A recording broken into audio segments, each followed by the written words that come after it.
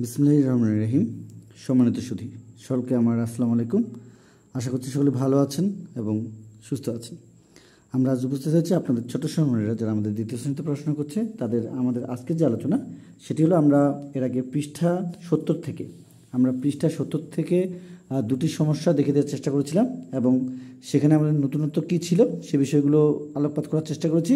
যারা এখন পর্যন্ত আমরা সেই বিষয়টি দেখিনি অবশ্যই দেখে নেব। তো আমরা আজকে সেই 70 পৃষ্ঠা থেকে দেখে দেওয়ার চেষ্টা করব 3 এবং 4 সমস্যা এবং তার সঙ্গে সমাধান। তো পর্ব 2 সকলকে জানাচ্ছি আমাদের শুভেচ্ছা এবং আমরা চেষ্টা করছি আপনাদেরকে 3 এবং 4 এই দুটি সমস্যার সমাধান কীভাবে আমাদের ছোটো সুন্দরভাবে এবং খুব সহজে শিখিয়ে দেওয়ার বিষয়টি কীভাবে নিশ্চিত করতে পারি সেই বিষয়টির উপরে আজকে আলোচনা। আশা করছি আমরা 70 পৃষ্ঠা নিয়ে আমাদের যে বইটি রয়েছে সেই বিষয়টি সঙ্গে রেখে আমাদের আজকে ভিডিওটি দেখছেন।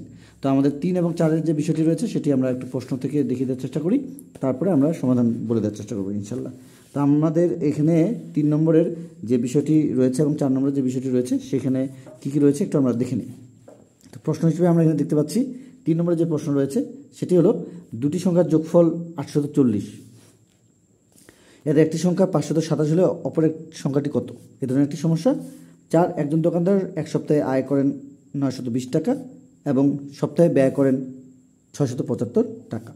সপ্তাহ শেষে তার নিকট কত টাকা জমা থাকে? তাহলে আমরা আমাদের ছোটো সুন্দরভাবে এই বিষয়টি বোঝানোর চেষ্টা করব যে দুটি সংখ্যার যেহেতু যোগফল বলা হয়েছে, এদের একটি সংখ্যা 527 হলে অপর সংখ্যাটি কত? তাহলে আমরা এখানে উদাহরণ হিসেবে আমরা যে বিষয়টি আগে টানবো, আমরা আমাদের ছোটো জন্য বোঝাতে পারি যে কোন সমস্যাটি যোগ বা কোন সমস্যাটি বিয়োগ বা কোন সমস্যাটি যোগ করে আবার বিয়োগ করতে হবে বা বিয়োগ করে যোগ করতে হবে। এই বিষয়টি উপরে আমাদের 1 এবং 2 নিয়ে আমরা এর আগে কাজ করেছি। আমরা 3 নম্বরের যে সমস্যাটি দেখতে পাচ্ছি, এ ধরনের সমস্যার জন্য আমরা যে কাজটি করবো, আগে আমরা আমাদের ছোটো সুন্দর বলবো যে তোমরা 2 বোন বা 2 ভাই বা 2 জনের কাছে বা 2 জন একসঙ্গে রয়েছে, 2 জনের কাছে 10 টাকা রয়েছে। তাহলে তোমার একজনের কাছে যদি 5 টাকা সেখানে দেওয়া হয় তাহলে আরেকজনের টাকা কত রয়েছে বা কত আছে, এই ধরনের বিষয়গুলো যখন আমরা আমাদের ছোটো সুন্দরভাবে বোঝাবো বা কোনো ফল দিয়ে কোনো সংখ্যার যে আমরা প্রতীক হিসেবে যদি আমরা চিন্তা করি যে কলম রয়েছে তোমাদের 2 জনের 10টি, তবে একজনের 5টি থাকলে অপরজনের কতটি সেখানে রয়েছে। তো এই ধরনের সমস্যা যখন আমরা সুন্দরভাবে আমাদের ছোটো সুন্দরকে বলার চেষ্টা করবো তাহলে কিন্তু আমরা আমাদের ছোটো সুন্দরভাবে এই বিষয়গুলো শেখাতে পারবো। তো গাণিতিক বাক্য হিসেবে আমরা যে কাজটি করব যে এই ধরনের সমস্যা তাহলে কী করলাম আমরা এর আগে উদাহরণ হিসেবে যে গাণিতিক বাক্য হিসেবে তাহলে আমরা এখানে পেয়ে যাবো হলো দুটি সংখ্যার যোগফল হলো 840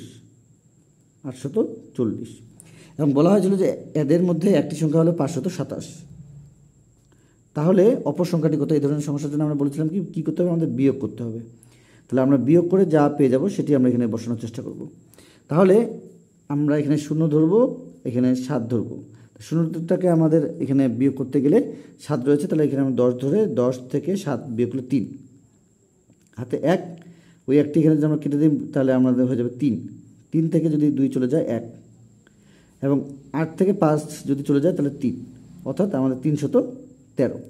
এখন আমরা এখানে আপনাদেরকে কথাঙ্ক দিয়ে দেখিয়ে দেওয়ার চেষ্টা করছি দুটি সংখ্যার যোগফল 840, একটি সংখ্যা 527। তাহলে আমরা আমাদের ছোটো সুন্দর যখন এইভাবে সুন্দরভাবে শিখে রাখার চেষ্টা করতে পারি বা বলে দেওয়ার বা বুঝিয়ে দেওয়ার চেষ্টা করতে পারি তাহলে কিন্তু আমাদের ছোটো সুন্দরভাবে এই বিষয়টি হয়ে যাবে। তো আমরা দেখিয়ে দেওয়ার চেষ্টা করছিলাম যে কীভাবে আমরা আমাদের ছোটো সুন্দর 3 নম্বরের সমস্যাটি সমাধান করতে পারি। তো আমরা এখানে দেখতে পেলাম যে আমাদের এখানে কিন্তু বিয়োগফল এসেছে 313।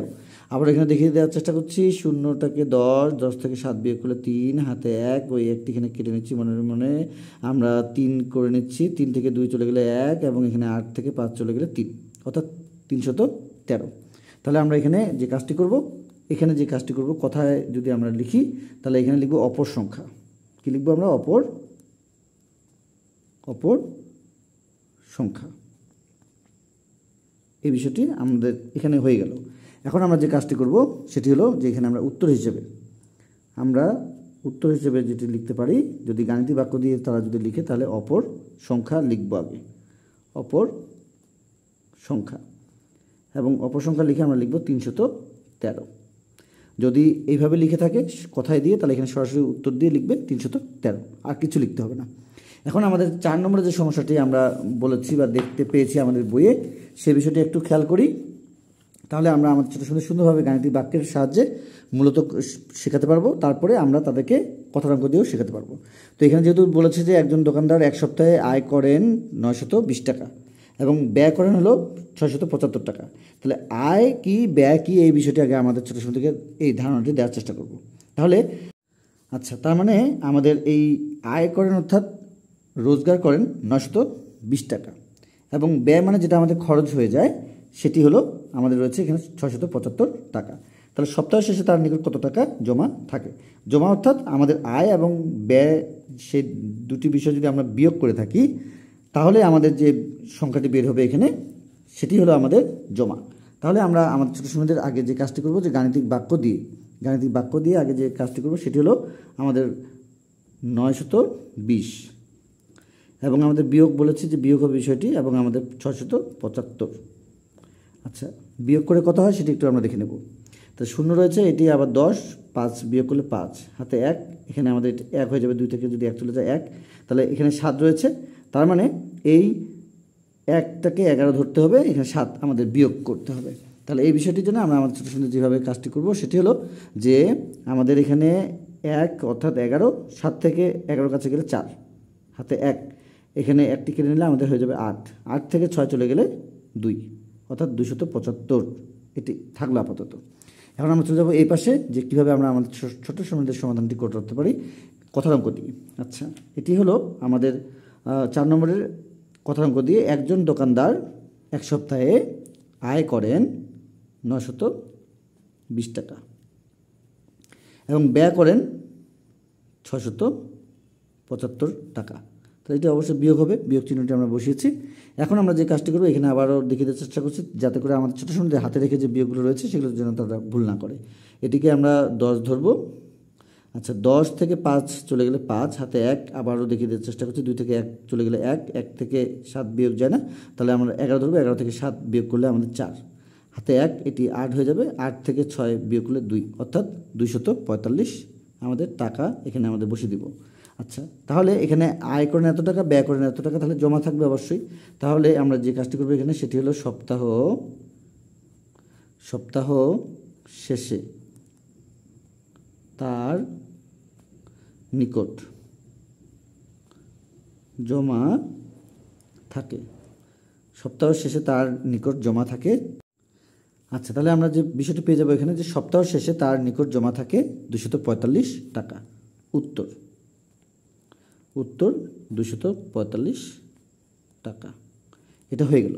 এখন গাণিতিক বাক্য হিসেবে আমরা যে বিষয়টি পাবো সেটি হলো যে আমরা এখানে সংখ্যা দিয়ে দুটি বিষয় রেখেছি, বিয়োগ করেছি হলো 245 টাকা, আমরা বিয়োগফল পেয়েছি। আচ্ছা, এখন আমাদের এখানে যে কাজটি করবে আমাদের ছোটো সমনীরা যদি গাণিতিক বাক্য দিয়ে লিখে তাহলে অতএব সপ্তাহ শেষে তার নিকট জমা থাকে 245 টাকা। শেষ, আর কিছু লিখতে হবে না। তার মানে আমরা আমাদের ছোটো সময়তে শুধুভাবে গাণিতিক বাক্যর পাশাপাশি কথার অঙ্কর যে প্রয়োগ সে বিষয়টিও শুধুভাবে শেখাতে পারবো যদি আমরা যে নিয়মটি আপনাদেরকে দেখিয়ে দেওয়ার চেষ্টা করছি। প্রথমত আমরা আমাদের ছোটো সময়দের যে প্রশ্নটি রয়েছে সেই প্রশ্নটি যেন তারা বুঝতে পারে, যে প্রশ্নটি রয়েছে সেই প্রশ্নটি যেন তারা বুঝতে পারে যে এই প্রশ্নটি কী বলেছে। যোগ করব প্রথমে, না বিয়োগ করব, না বিয়োগ করে আবার যোগ করব, না 3টি বিষয় যোগ হবে, নাকি প্রথম দুটি বিয়োগ হয়ে তারপরে যোগ হবে, এই বিষয়টি আমরা খেয়াল করব। এরপরে আমরা আবারও যে অন্যান্য বিষয়গুলো রয়েছে বিশেষ করে 5 এবং আমাদের ছোটো সময়দের যে আরও 6 নম্বরের যে সমস্যাগুলো রয়েছে সেই বিষয়গুলো দেখে দেবো অবশ্যই আমরা প্রশ্নের সাথে সমাধান সহ। ইনশাল্লাহ আমরা একটু অপেক্ষা থাকবো যাতে করে আমরা আমাদের ছোটো সময়দের সুন্দরভাবে এই বিষয়গুলো নোট করতে পারি এবং দেখিয়ে দিতে পারি। তো যারা আজকে ভিডিওটি দেখছেন, যদি আজকে ভিডিওটি নতুন হয়ে থাকে আপনার কাছে, অবশ্যই আমাদের চ্যানেলটি সাবস্ক্রাইব করে পরবর্তী আপডেট পাওয়ার জন্য আমাদের সঙ্গে থাকবেন। যারা পূর্বে আমাদের চ্যানেলটির সঙ্গে ছিলেন সকলকে জানাচ্ছি অসংখ্য ধন্যবাদ আমাদের পাশে থাকার জন্য। তো আজকে এই পর্যন্তই। সকলের সুস্বাস্থ্য কামনা করে, আপনাদের ছোটো সময়দের সুস্বাস্থ্য কামনা করে অন্যান্য নতুন বিষয় দেখার আমন্ত্রণ জানিয়ে আজকের মতো শেষ করছি। খোদা হাফেজ।